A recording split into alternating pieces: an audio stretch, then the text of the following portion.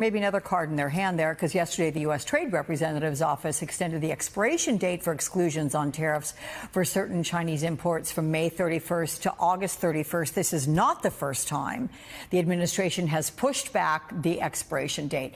Walk us through what these exclusions involve and what might have prompted another push. Do you think the administration's using extensions as a way to bargain?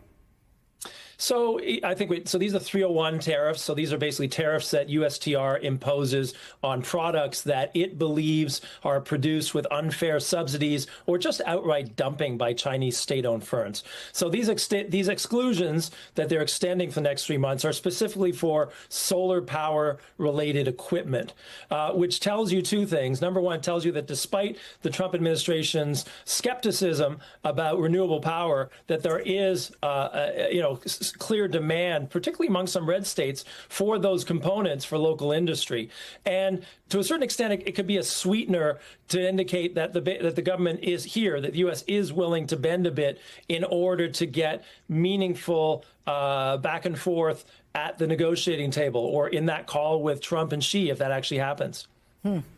We saw President Trump lash out at a reporter after they brought up that new term coined to describe the president's tariffs, taco, or Trump always chickens out. Does this extension qualify as a taco tariff? I mean, do the extensions stop at some point? The president, the president's in the driver's seat here. And so he's obviously being advised by USTR Greer, by Besson at Treasury. But clearly if we're looking for a strategy, it's hard to find. This is clearly tactical, and it's a short-term bid to try to shake things up because there's clearly a logjam. And whatever they agreed to in Geneva isn't addressing the issues that the administration and what Trump himself feels are most important. What happened to 90 deals in 90 days, Phelim? I mean, from the outset, was that just some moniker? Was that ever going to happen?